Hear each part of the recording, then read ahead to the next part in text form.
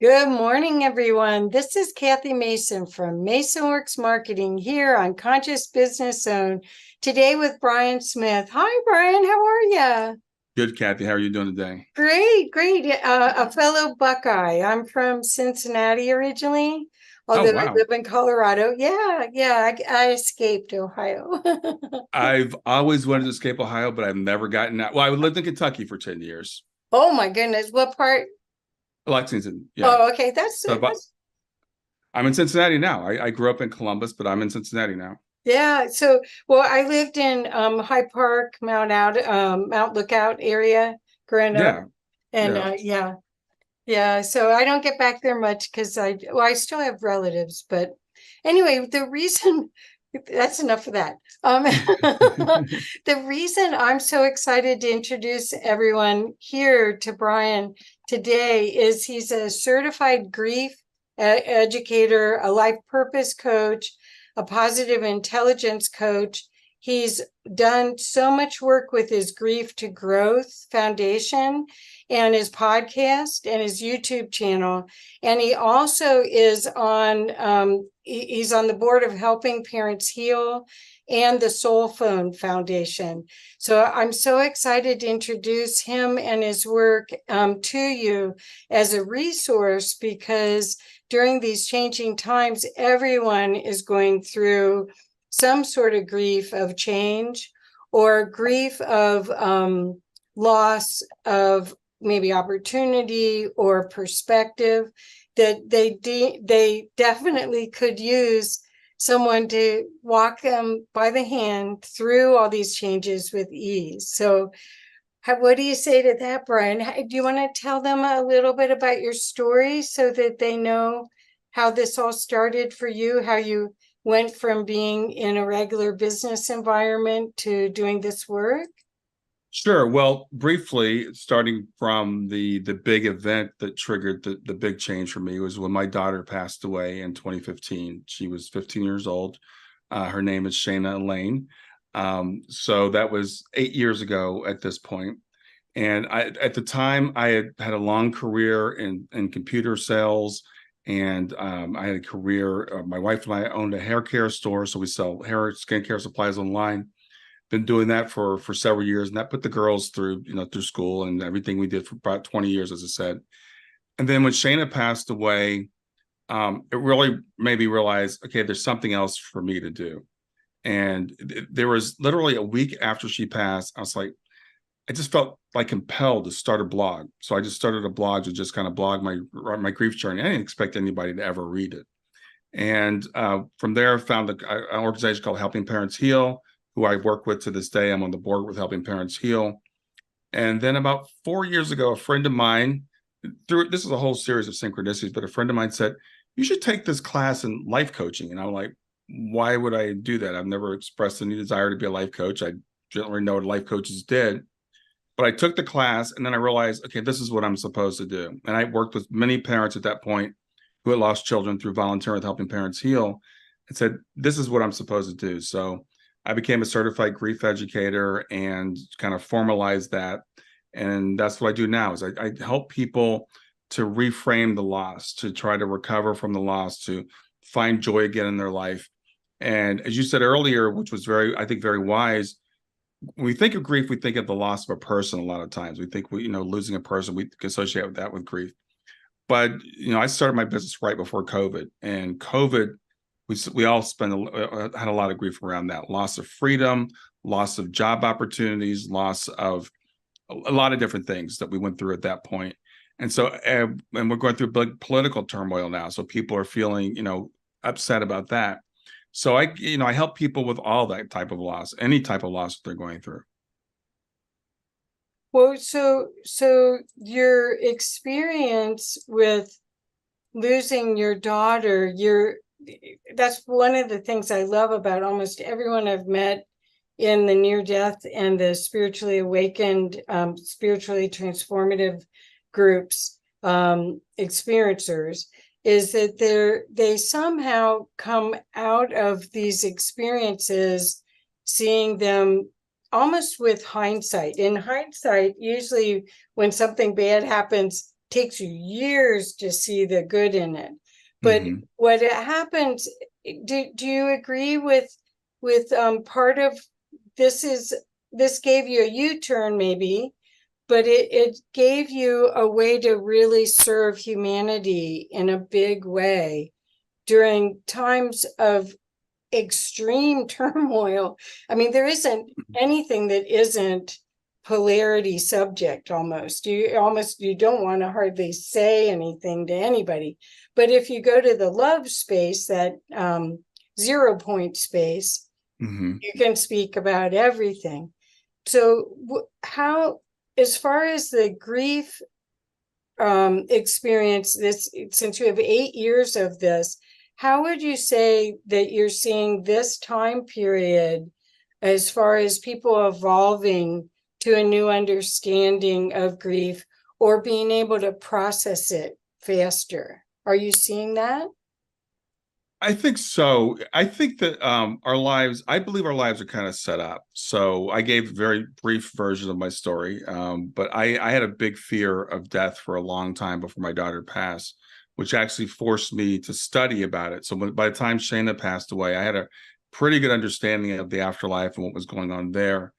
And I think that in the way that I was set up, I think that grief can help us to grow. It can help us to change. It can be a catalyst for change. It doesn't have to be, but it's our choice. It's our choice of how we deal with it.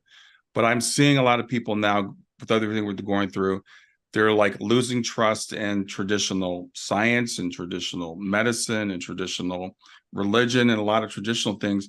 And they're turning within and they're looking more at spirituality. So I think that the events that we're going through can be a catalyst for us as mankind to make a shift. I know a lot of people believe that we're about to make a shift to a higher level, and I would love to believe that too. Yes, yes. I love that. That's what my hope is that this contrast of that we're going through, that is a wake up call to be empowered and not a victim of your circumstances, is what this whole play is about. Who knows? We'll find out later. But Yeah. so you've been on the board of Helping Parents Heal, and I'd love a little bit of information about that. I've never had anyone talk about that on Conscious Business Zone. And a lot of people, either if they're a servant leader, they've had employees that have lost children or Hmm. lost close family. Hmm. And so a lot of the same processes or stages of grief that you would go through and helping parents heal would probably be applicable for those people who have even lost a parent they were very close to, right? Sure.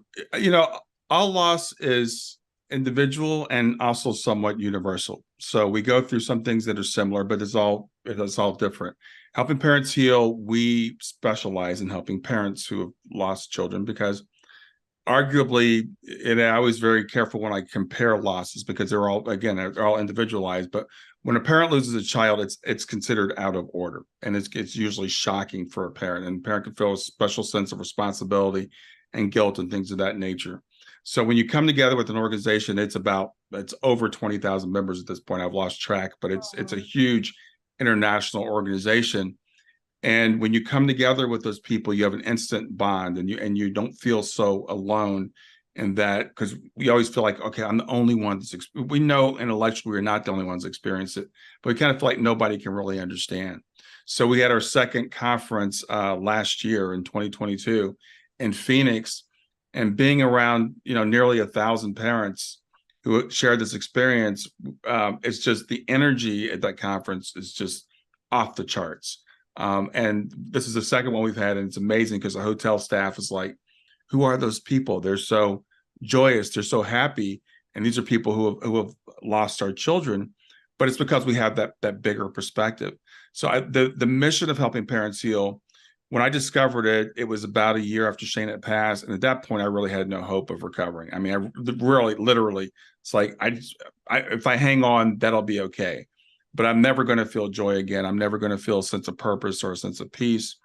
And through helping parents heal and the things I've gone through, I've been able to say, yeah, I do feel joy again. I do feel a sense of peace. I do feel I'm on a mission. I'm on a mission with my daughter. It's no accident my daughter's picture is behind me, Yeah. because when I do my work, Shayna is with me. She's the reason why I do what I do. So that they actually help me to reframe the whole situation that I'm in. Fantastic. Well, so the other question I have is about your the relationship you have with the rest of your family. You have another daughter and you have a wife. And Mm-hmm. how has the work that you've done, have you been able to coach them, or are they part of what you're doing so that they benefit and get the understanding as well? Yeah, well, that's a great question. I actually teach something called positive intelligence or mental fitness as well. Uh-huh. And the first two people I took through it were my wife and my daughter. So they've been through that training with me.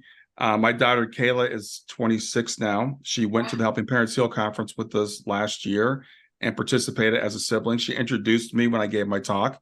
So I was very, very proud of her because she's a very shy, reserved person, but she got up on stage and she introduced me.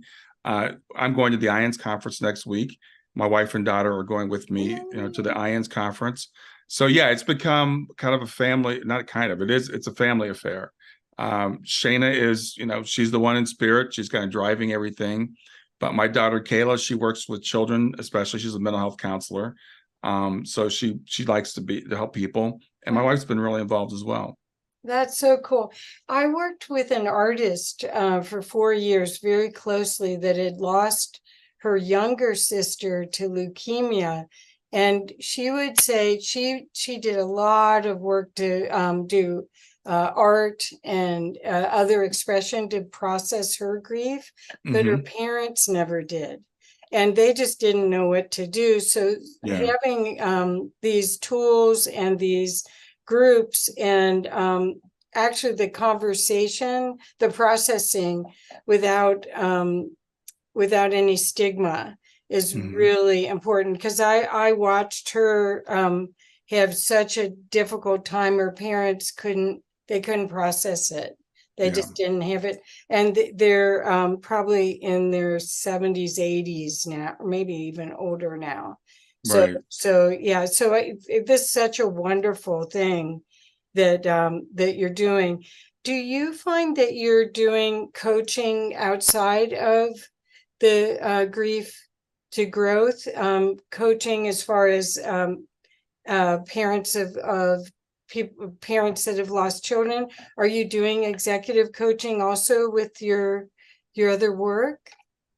I haven't done really any executive coaching. I've done coaching for people that are with small businesses because I've owned a small business for a long time. So I am a certified life coach as well. So I work with people in general life coaching things, which could be anything from finances to relationships to social or whatever things they're going through in life in general. So I do that as well. Most of my clients do come to me because of grief, because of the circles that I kind of run in. But I've had other clients as well that are just going through, all the challenges we all go through in life. Yeah, well, that's good. That's good. I just wondered if the toolkit that you've created that you use, I assume it's available for anyone, because all of us, I think, in this time since the lockdown, have had a lot of chances to think about our trauma and our worldview and to Right. decide whether, as Einstein said, is this a safe universe or an unsafe universe, and pick which one we want to use as our operating procedure, right? Yeah, exactly. So I do teach, as I said, it's called positive intelligence or mental fitness training, and that can apply literally to anybody. When it comes to people in grief, it helps us to lock in that positive perspective, that worldview. But when it comes to people in the corporate world, a lot of people in the corporate world are really involved with positive intelligence because it also helps to make us more productive and more efficient. Helps us improve our relationships, really understanding ourselves and why it is we self-sabotage and how we can get around doing that. So I teach that as well. And what I do, everybody's different. So everybody gets a different mix of what they need in terms of bringing these principles together to try to make a holistic whole to help people to navigate life. Oh, that's wonderful. Yeah, I imagine I'm seeing a lot of the executive coaches or coaches in general using other tools. I'm seeing people do astrology, human design, Yeah. the gene codes. In fact, today I was talking to someone about it, and or doing charts with both partners to see. So there seems to be an expansive way of working with relationship that's different than Hmm. than I would say. I got out of the corporate world 20 years ago, and it was lip service then. Yeah. Yeah. Well, my wife and I, it's interesting. We've been involved in stuff like this. I mean, I'm trying to remember how many years ago we taught premarital counseling at church. Oh, So, we had tools with that to help people different love language and stuff. So there are a whole variety of tools that we can bring together. And they do overlap and they intersect and like I said, everybody gets a little bit different as to what works for them or not. And after having done this for like the last 4 or 5 years ago, so I'm kind of refining my tool set as I go along. And the fact that I'm pretty old, so I've been around a long time. Raised a couple of children and been married and had several jobs and different careers. So I bring all that experience as well. yeah. Oh, that's fantastic. I think that's what people are looking for now, is to have a balance in their Hmm. lives, and relationship really becomes relationship with self and other. And Right. that I think is what's beneficial out of what we've just gone through, with the time where you really were, if you were homebound, you were homebound in in community.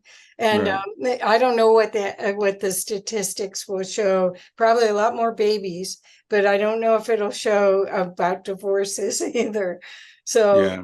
so do you find that that you do get to go deep like that with people, with your counseling, where it's, you first let them explain their situation, but that you get them to really unveil and really get to the root of things? Yeah, I do. And it's very interesting because I was just thinking just in the last few weeks, I've had a couple long-term clients and I remember just one guy specifically was like, well, I'm having this issue with my wife. I know this isn't our grief thing that we're working on, but am I allowed to talk to you about this? And I'm like, yeah, absolutely. Anything that's going on in your life. And then I was talking with another client, recently, again, someone that came to me for grief, having an issue with the person in her life, a relationship, and wanted my advice on like, how do I handle this? So we start off maybe on a particular thing. It might be about grief, it might be about whatever, but then we roll into whatever else is going on in their lives because these things all, they interrelate. And as I said, I've been around for a while, so I've got some perspectives on relationships and stuff. So they find that after a while, we start talking about everything else that's going on in their lives, their children, their spouse, et cetera. That's perfect. I think that's so helpful. Again, because the balance, if you've been in corporate America, which you and I both have, Hmm. that is very rarely in balance. It Yeah, rarely. Um, yeah. Yes, I worked, well, I don't know if I mentioned before, I worked for Columbia Gas right out of school. I worked for IBM. I've worked for Sun Microsystems. So I worked for big corporations. I worked for small companies. And I've also been a small business owner or an entrepreneur. So I've run the whole gamut of what those things are. yeah, I did a stint with IBM and Arthur Andersen, and Hmm. yeah, so I get it. I get it. And Yeah. I'm so glad I worked for myself. Yeah. I really was, I didn't want to join the army. But anyway, so what I'd love to also hear about is the soul phone, which I think we talked about it a couple years ago when we Hmm. talked, because it was in production. I know almost nothing about it. So you could share as much as you want with us about it, because I think it's a miracle of technology. I think the idea that that we can validate that there is existence past this physical existence by using a tool is remarkable. So could you share with the audience what this is and what your experience is with it? Sure. Well, as far as the cell phone goes, for people that don't know, the goal is to have a device where we can communicate with people in the afterlife, and the phrase "soul phone" kind of implies it'll be voice and we'll be able to talk like we do on a cell phone today. This research is being headed up by Dr. Gary Schwartz at Arizona State University. Yeah, Arizona State University, University of Arizona. I always get those two confused, but Gary Schwartz is heading it up. And I am the vice president of the SoulPhone Foundation, and our job is to help get the word out on the soul phone, to raise funds, etc. Right now, it's still in development. It's still a concept. There has been proof of concept, in that we know that we can make connections. We've made connections with people on the other side. There's a team on the other side we call the A team that's kind of leading the research, and then Gary, as I said, is leading it from this side, along with a team of engineers. And where we are now is we have basically a switch. We can get yes, no answers from the other side. So we hope to have it, made publicly available in the next several months or so, where we'll be ready to do demonstrations and stuff. But there have been, there's been some research published on it. There's a little bit out there about it. The thing is, we have known for many, many years that this other side communicates us in many ways. And since we've had electronics, we've realized that they often communicate through electronics. And there's a lot of anecdotal things where they'll communicate through cell phones, through WhatsApp. There's someone doing research. Her name is Sonia Rinaldi, and she's doing pretty amazing things.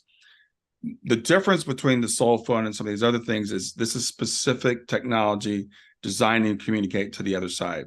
And the goal is to make it as fast and reliable as your cell phone is today.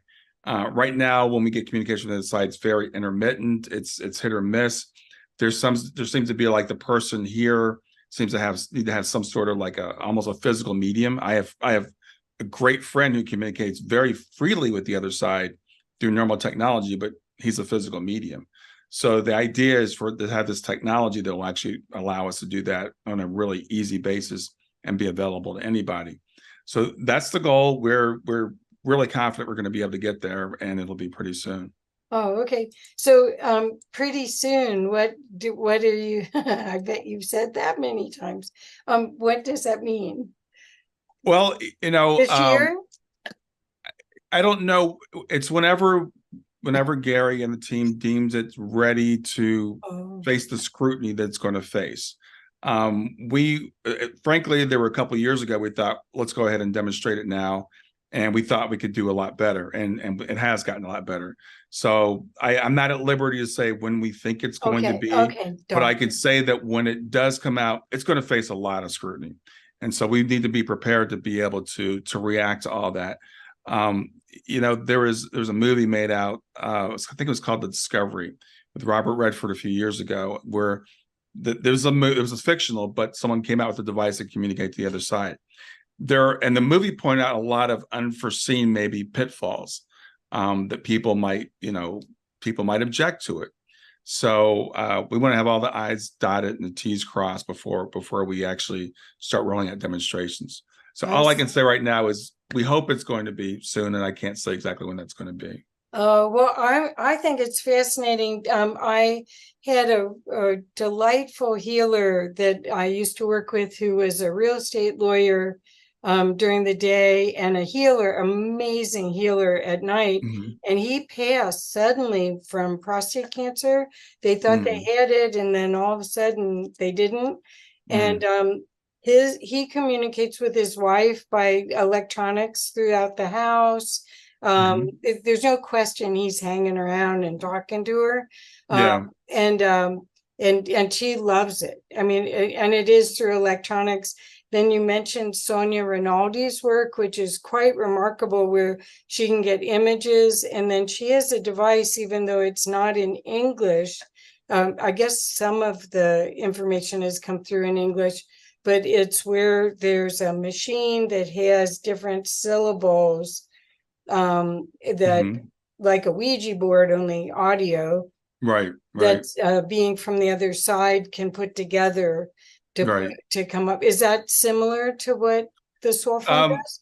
it's actually not. So that's EVP, electronic voice phenomena, EVP, that's right. which is a form of ITC, instrumental transcommunication, which we've been doing for years. There's a great documentary called Calling Earth. If anybody wants to look it up, it's on Vimeo. I think it's fascinating. We've been doing this for a long time.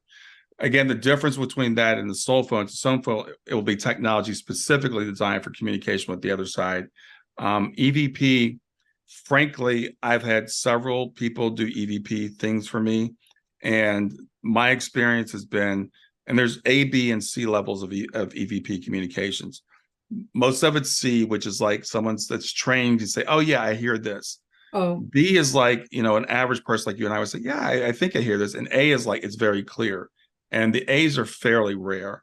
The intent with the soul phone is it's going to be clear. You'll know when you ask a question and you get an answer that it's a clear answer. right. Well, you already obviously are in contact with your daughter. I don't know, do you have relationships like that with other family members that have passed, grandparents, or I don't know if your parents are still around. Do you have other relationships with other beings? I mean, besides her? No, it's mainly with my daughter. It's interesting. Like my parents are still here. They're in You're their lucky. my mother's 85, Yeah. or yeah, she'll be 86 very soon. So my parents are still on this side. My grandparents, passed quite a while ago. There's certain times when people pass in your life, you feel like I just have to make that connection. And when it's your 15-year-old daughter, it kind of makes it urgent. So I always say to people, when it comes to spirit, you don't always get what you want, but you get what you need. So with my grandmother, it's like, okay, when she passed and I was in my 20s, it was like, I'll see her again. She's in heaven. That's fine. When it was my daughter, it's like, okay, no, I need to know. I need to know now. So that relationship is a lot more urgent and a lot more, driving force. And that's when I started believing in soul planning and all that kind of stuff. It wasn't until Shayna passed that I even understood, before I even knew these things existed. So how does your you mentioned church. Has your relationship with traditional religion changed during all of this? Did you have to change the way you saw things? Were you angry at God? I mean, there's so many emotions that come through. Sure. Well, I grew up in the church that my grandfather was actually the pastor of. It was a Pentecostal Wow. church. But Wow. I was a weird little kid because they taught fire and brimstone. They taught, the rapture, heaven and hell, saved and all that kind of stuff. A lot of people, like, it just goes right over their head. It washes off their back like, water off a duck's back. For me, it wasn't. It really upset me. That's why I had an intense fear of death when I was a child. And that's why I started studying death when I was in my early 20s. Um, by the time I was in my early 30s or 40s, I had moved away from the traditional Pentecostal religion into something called Christian universalism, which is a belief that Jesus' blood saves everybody. And then I kind of moved beyond that to understand that God doesn't judge anybody anyway and doesn't need a sacrifice. So by the time Shayna passed, I was pretty much past all that. We were going to church some, and there are a couple of churches I still really like. I like the United Church of Christ. Yep. I like Unity Church. So when people say, I want to go to church, I'm like, those are two great churches. I think those are two great churches to go to. But they were not in my world when I was younger. So I know the Bible inside and out. I've read the entire Bible from Genesis to Revelation. So it's really funny when fundamentalists want to argue with me. I'm ready to go with them when they say the Bible doesn't teach reincarnation, or the Bible says you shouldn't talk to mediums. I'm ready to have that conversation. I believe there's a lot of good in the Bible. One of my ancestors is Thomas Jefferson, and he famously said, you have to separate the diamonds from the dung. And he actually took like the New Testament and he cut out the parts that he thought were not true, and he created the Jefferson Bible. And so I think we have to read the Bible. We have to understand what we're reading. We have to read it critically. We have to understand it's not all meant to be taken literal. And I'm not opposed to religion at all anymore. I'm just not a religious person at this point. Yeah, so well, there's a difference between spirituality and religion anyway. I mean, it's a you have a personal relationship with God and with the other side instead Mhm. of going through an intermediary. That's the way I look at it. Yeah, it's interesting in some of the churches that's kind of become a cliche. They're like, I'm not a religious person, I'm a spiritual person, but they're still religious people. They're still using the Bible as a battering ram, and they're Right. still taking it literally. And Well, again, if it works for people, then that's fine. I don't want to take it away from them. But when they come to me and tell me you can't see meet him because the Bible says you can't, or the Bible says that reincarnation is not true, or all these dogmatic things, that's when I have a problem with it. Or when they tell me that someone who took their own life is eternally suffering, or someone who's gay, can never get into heaven. That's when I start to have a problem with it. right, right. So tell me about reincarnation in the Bible, because I used to have a book that was put out by Yogi Press from 1905 called Reincarnation and the Law of Karma. And it Mm, was part of, I have a series of blue books that are in the book uh, thing there, hmm bookshelf. And I lent it to somebody and never got it back and never seen it again. But the book was about that reincarnation was in early Christianity hmm until the divine right of kings happened. And that kind of precluded, if it was divine right going to the son, that the father couldn't have already reincarnated. Either that or he'd have to be a walk-in, which that mm, definitely wasn't in. And so yeah. they took it out of the Bible. And I read that because my father was the youngest of eight, and his parents died in their late 50s. Mm, So and his siblings, out of eight kids, I just was growing up, and Uncle so and so's dead, and that person's dead, and they were just knocking off. So I was trying to understand it all, hmm and I never met my grandparents from that side mm. because they went so young. So tell me about reincarnation in the Bible. Well, my belief is that they did try to remove references to reincarnation from the Bible, but they didn't get all of them. So, first thing I say to people is, the Bible is a great book, but it was written by men from men's perspective, and there's a lot of political stuff going on. So once you understand the way the Bible was created over a period of time by many different men, by different persuasions with different motivations, and it wasn't like written by the hand of God on golden tablets. That's the first thing we need to understand. The other thing is there are a couple of references in the Bible, I think, where they missed. One very clear one is when they bring a blind man to him and they say, whose sin that this man would be born blind? Was it him or his parents?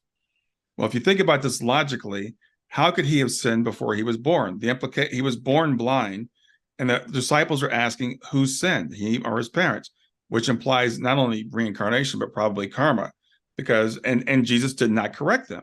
He didn't say he said it was for God's glory, but he didn't say it wasn't possible. The other time, there's a time when Jesus asks, "Who do people say that I am?" And some say you're Elijah, some say you're John the Baptist, some say you're etc. Well, how could it be Elijah when Elijah had died thousands of years ago? Right. And then some people were asking about John the Baptist, and Jesus said, John the Baptist is Elijah. So there are a few indications in the New Testament and in Jesus' own words that do point to the idea of reincarnation. Some people will point to things like a verse that says it's appointed to man to die once, and then there's the judgment, which is a specific verse, but it doesn't preclude reincarnation as we understand it, which can get very, very complicated. I don't think it's a one-to-one thing where it's like I Brian come back and I'm somebody else. It's more like there's an oversoul that has different incarnations. So I could go on and on about that. But near death experience, I go like, okay, the Bible's great, but let's also look at experience. So near death experiencers tell us almost universally that reincarnation is absolutely true. We look at child prodigies, children that come in and can do math at a high level, or you sit them in front of a piano and they start playing like Mozart at the age of 3, or work done by Ian Stevenson and Jim Tucker at the University of Virginia. These children have these memories of past lives that have been verified. It's like I was an actor when I was in my previous life, and I was 53 years old when I died, and I was married to this woman, and I was, in this film, and this is a particular kid that said this, and they checked it all out, was true. And there's hundreds of these stories. So there's a lot of indication around us that reincarnation is true. I tend to believe that it is, but maybe not in the way that we understand it. Right. Well, that's also the story. The next question is about like quantum realities. When there's multiple timelines that are possible, a lot of people talk about there's a timeline where your daughter didn't pass, that you're having that whole experience as well as the one you're having now. So, I mean, who knows how it all works? It's almost mind-boggling to go there. But what we do know is that if we're in service to ourselves and others, if we learn how to be in love with life, there's a lot of people showing up fearlessly that have had these traumatic experiences, and they're heroes, they're sheroes, they push through what people would say are some of the most difficult things in the world to do, and left a legacy. In a lot of cases, a lot of the biographies you'll read of famous people, almost all of them had tremendous adversity that they pushed through. And I just wondered if that was part of your sense about grief to growth. Do you want to talk a little bit about why you chose that name for your company? Sure. Well, it gets into like, how do human beings grow? And if we look at it, we do grow through adversity a lot of times, and we can see. I think this world is a reflection of greater spiritual realities. So just a real quick example is, we go to the gym, we work out, we build our muscles, we get stronger. Now, not many people like going to the gym, but we go to the gym or we do our exercises because we know that's going to make us stronger. When we come here, I like to do thought experiments. If our lives were so easy, if nothing bad, nothing quote bad ever happened, if everything was just the way we always wished it would be, if everything just turned out the way we wanted to turn out, first of all, it would be like a dream. It wouldn't seem like reality. And it's interesting because in the Matrix, every time they made it too perfect in the movie, people rejected it. We seem to need to have something to push back against. So grief can be a growth opportunity. And I'm always very careful when I say this, because it's not necessarily something you grow from. People can choose. And I've seen people choose to stay stuck in their grief. And that's a choice that we can make. But the people that come to me are people that say, I want to transmute this. I want to take this terrible thing and I want to overcome it. And not only overcome it, I want to make it into something. And I interviewed a woman for my podcast very recently, and I get goosebumps when I think of her saying this. She went through being abused by her father, physically abused. She was sexually abused by her great uncle, gone through trauma as a child, just like almost unimaginable. And she was giving me this, she gave this image of like, I took what you gave me to like her God or higher power, or whatever, and I turned it into this. And she presents it back to her higher self or to God. And I just thought that was such a beautiful image. And I think that's what human beings do. We can take the worst and we can internalize it, we can work with it, and we can turn it into something beautiful. And this woman's out now serving. She's writing books, she's talking to people, and she's inspiring people.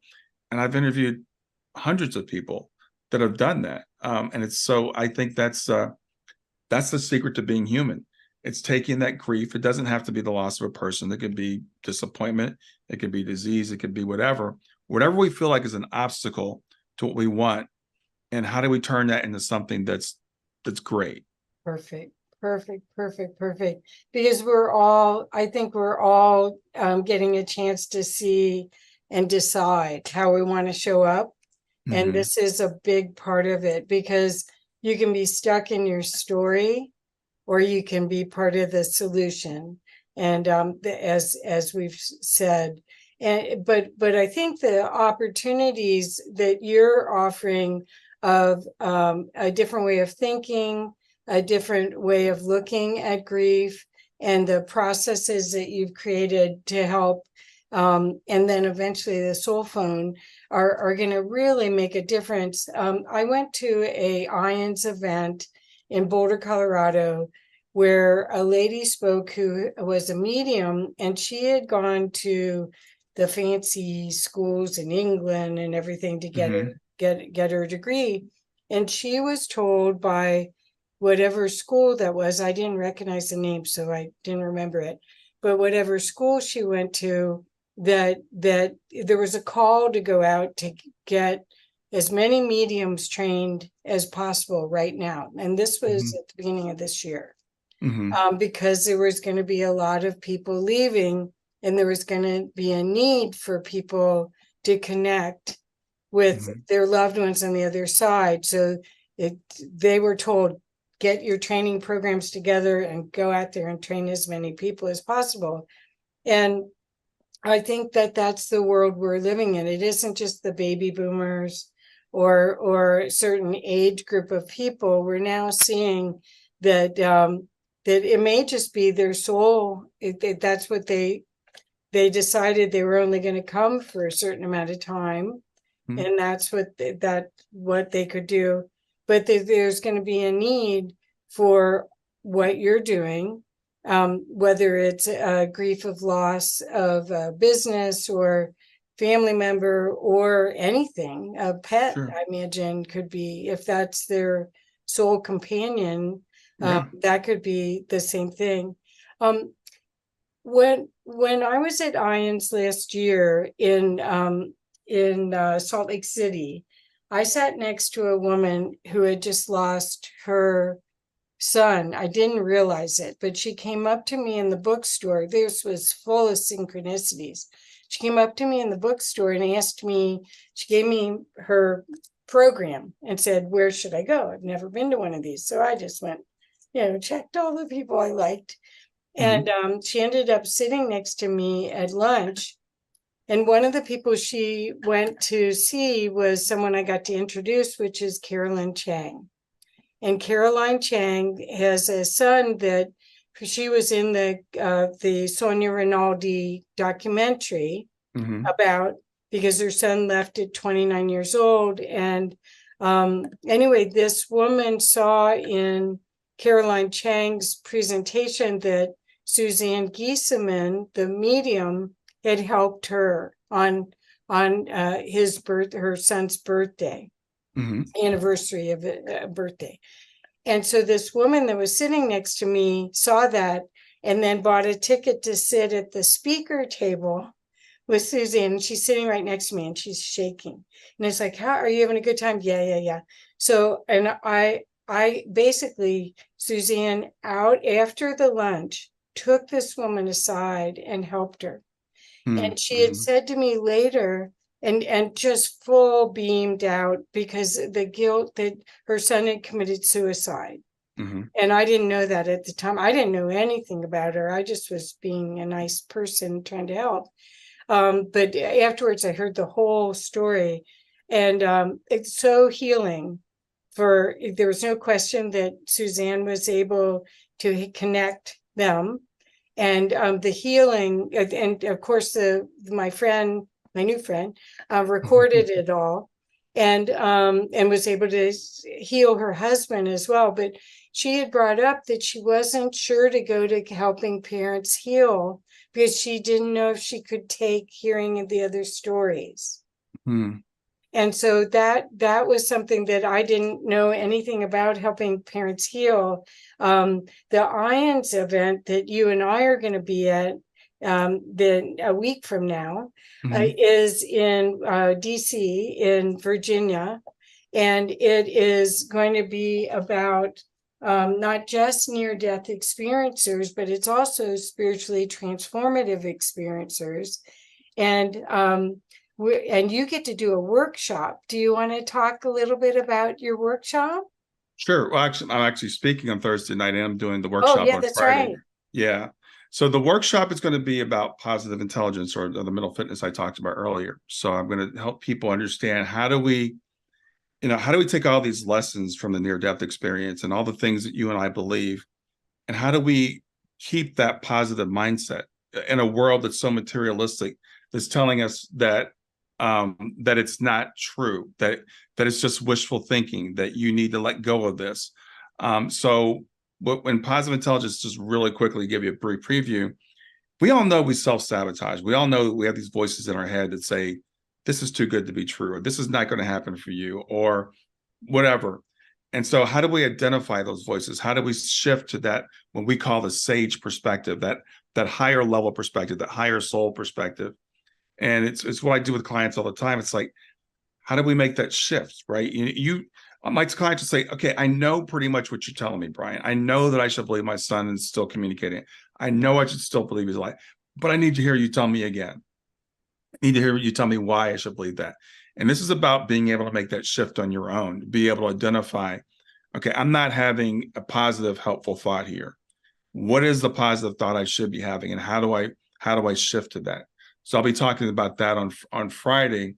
On Thursday, I'll be sharing my story, kind of like I'm sharing with you now, about how I made that shift in my life in a more broad and a more permanent way, going from a very, very dark place when my daughter first passed, for the first 2 or 3 years, to, okay, now people are like, I'm helping people. So I really enjoy being able to do that, and understanding, I think you mentioned this earlier, Einstein, is the universe a safe place or not a safe place? For most of my life, I didn't believe the universe was a safe place. Now I know that nothing truly bad can ever happen to us. There are things that appear to be bad, and they may be bad for a while, but everything turns out in the end. We kind of know the end of the story. We know that we all end up happy, healthy, and safe back home eventually. It's just a matter of what kind of a trip do we take to get there. And whether or not we project all of our stuff on every other character in our play, or whether we go, okay, I'm the variable that's always in the middle of all this. Where does it come here? Well, it sounds like your process, the positive process, would be great in corporations all over the place, because I think the cynicism that's in our society, I don't know if it's worldwide, but certainly in the US, is at an all-time high. Well, that's my perspective. I don't know if it is. I don't know any statistics about it. But the perspective that I see, where people, they listen to the news, which I don't. I get my news on Facebook. But but I don't listen to the TV. And that's how I keep positive. But the opportunity to see life through the can do, and what's the best case scenario for everything, that's a whole different perspective. Yeah, well, it's interesting, and I'm always have to be careful when I say this, because I hear a lot of people say to me, the way I say positive is I don't watch the news. I watch the news a lot. You do? But I just look at it from a different perspective. So I'm like, what is the lesson I'm supposed to learn here? And as I look at particular politicians that drive me crazy, or anybody in your life, that person who's just really gets on your nerves, maybe they're there to teach you something, because I believe everyone comes into our life to teach us something.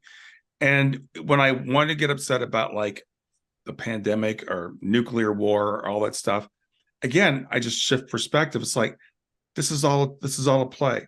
This is all the matrix. This is all temporary. I'm not going to be here in another 50 years, no matter what happens. So whether it's tomorrow or it's 50 years from now, it doesn't make any difference from the perspective of my soul. So we can start to look at the world around us as a kind of a lucid dream. We can wake up in the dream. I watch the news and I'm like, yes, I get mad sometimes. I yell at the TV. And sometimes, I'm like, this is stupid. This is crazy. Why are we doing this?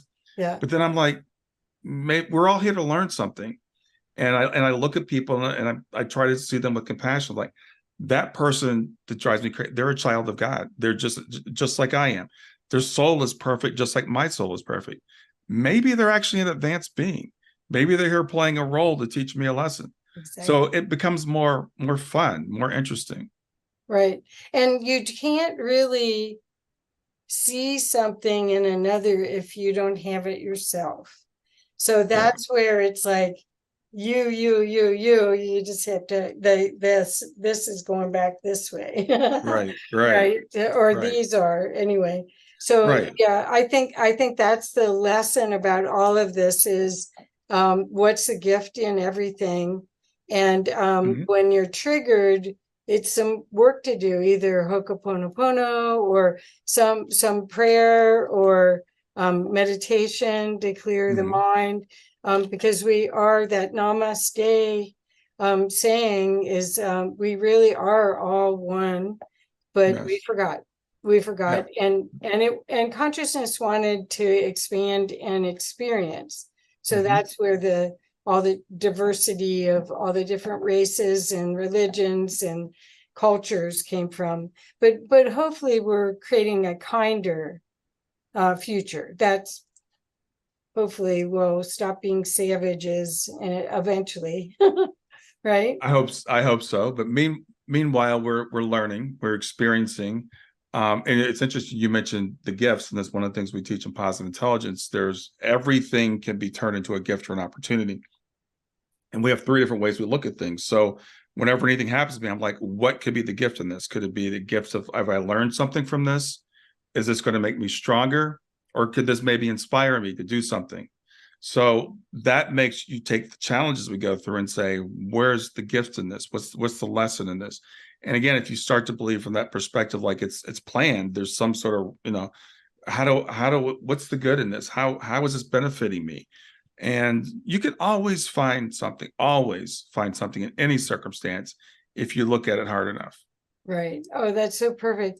I love that. And I think I want to recommend, I'm going to show the ions page real quick again, and then Hmm. Brian will show your site too. Sure. But I want to make sure that people that are watching this realize that if you can't come in physical to come to the event, that you can come virtually. It's very reasonably priced. You get access to all of these amazing speakers. And one's cooler than the next. There you are, right there. Yeah, there I am. Yeah. You made the top.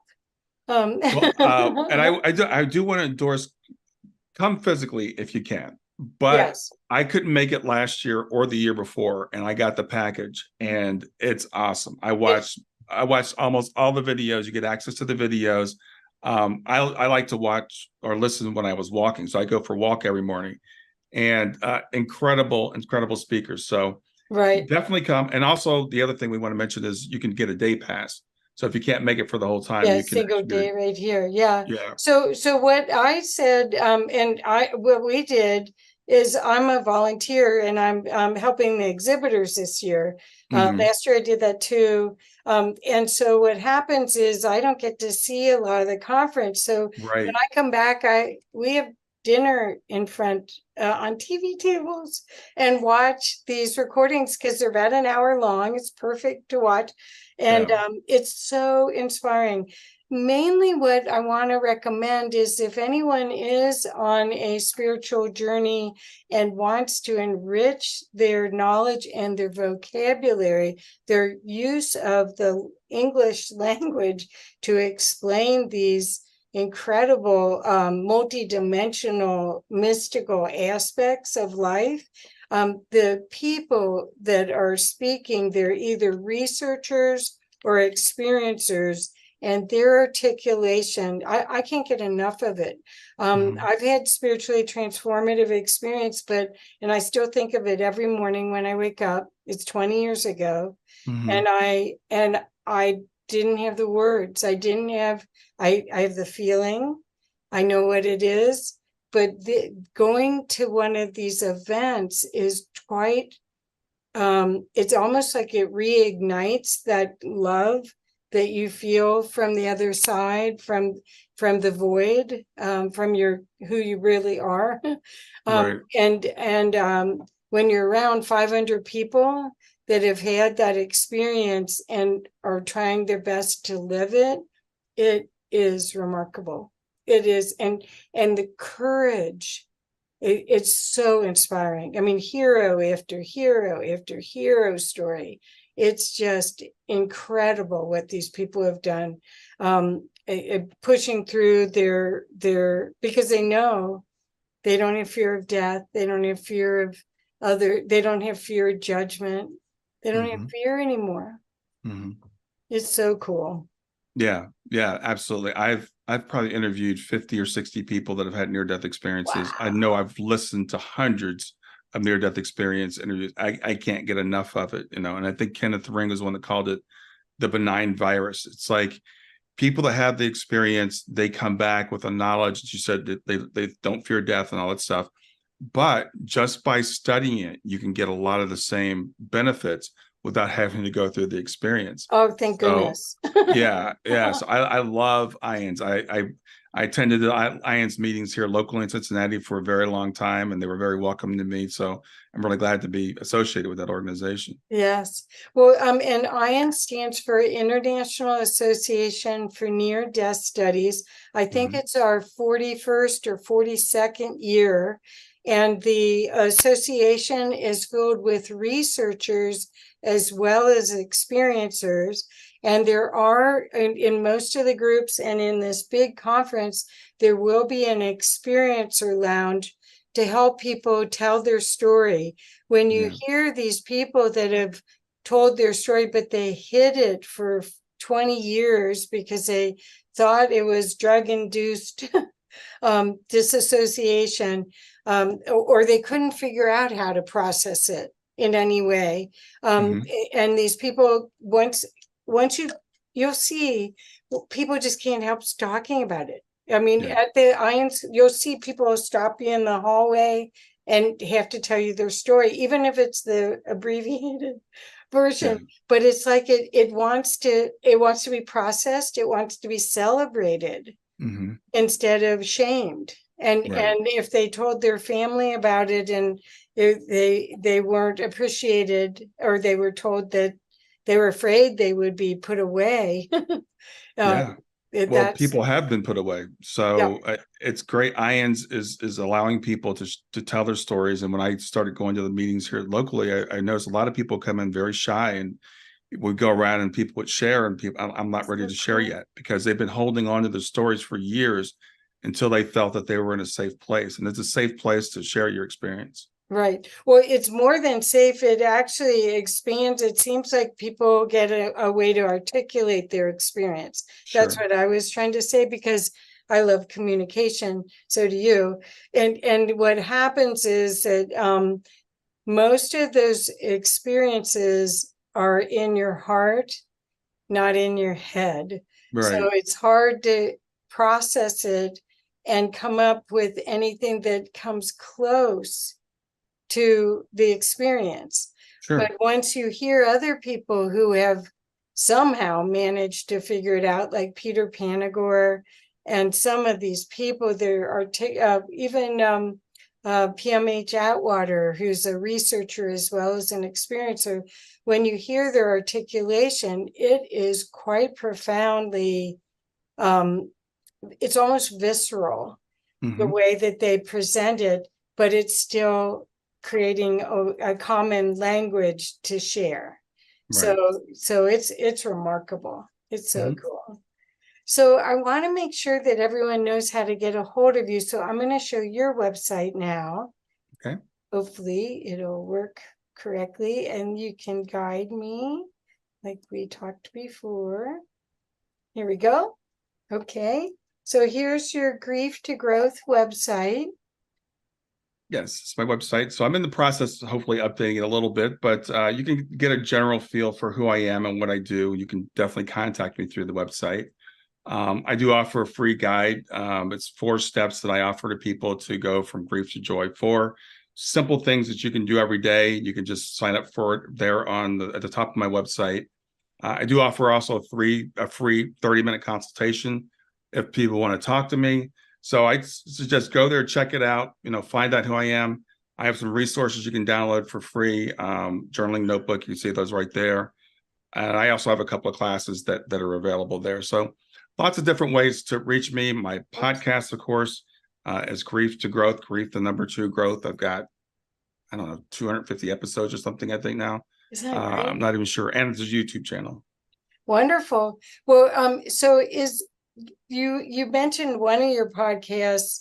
What is the most profound story that you've heard that you can share, that you're allowed to share, or you feel comfortable sharing?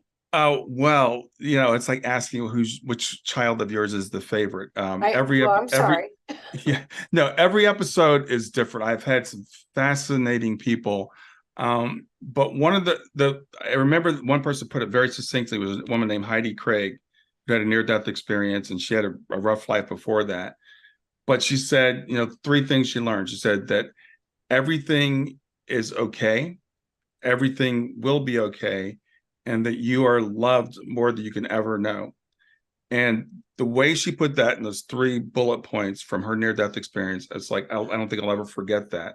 So whenever we're going through difficulties in life, just remember that everything is okay at a certain level. At the human level, we might be going through difficulties, but it's going to be okay. And that's the experience people have, the NDEs. I guess if I'd say my favorite episodes, they're like all the NDE episodes. They're all different. They're all profound. They all just give you just incredible hope. There are lessons, and it's not just about the by and by. It's about the day-to-day life we live. The things that we're planned, the things that we have guides that are with us, whether we feel like we have them or not. And so I love that theme that runs through everything that I do. Oh, that's perfect. Yeah, I didn't mean to put you on the spot like that.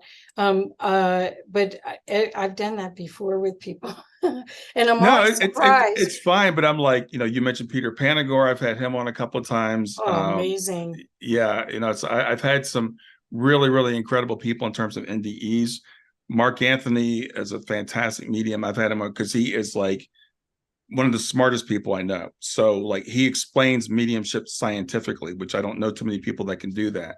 So actually, there's an episode that I just released with Mark, because we've done a couple, where we talk about like, how does mediumship work? Okay, how is this even possible?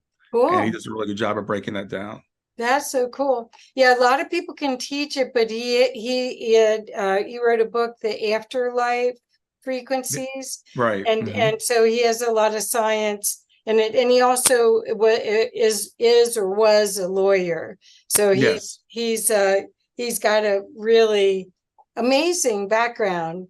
To give up being a lawyer to be a medium is truly amazing. What a neat Yeah. guy. Yeah, Yeah. there's so many people like that I've met through IONS as a volunteer. This is my 6th year of being Wow. a volunteer. Yeah, crazy, huh? And it just gets better and better as more people realize that we're multidimensional beings and that we have a capacity to really be powerful and make a difference in the world right now. Hmm. That's the key to all of it. So once again, want to give everyone your website and the best way to reach you, and then we'll finish up. Sure. The website is growth.com. It's grief numeral 2 growth.com. You can find everything there. It's again, same for the YouTube channel and my podcast. So you can contact me through the contact form there. I'll be happy to talk to anybody that wants to talk. Yeah, well, great. Well, I'm so excited to see you and your wife and your daughter in person Yeah, in a week. I'll meet you Yeah. face to face next week. Yeah. Yeah. So yeah, once you start going, you're gonna be a lifer like the rest of us. It's just that field of love, and it's really each person is so amazingly courageous. That's all I can Mhm. tell you, is that it's something to experience, really. Yeah. Yeah. I'm Yeah. looking forward to it. Yeah. Well, thank you very much. And thank you, everyone, for listening. Please share this, and please go to Brian's site and find out how his work can help you. There's so much need for this in the world, and so few people doing this kind of work. So thank you again, Brian. And see you, everybody. Bye-bye.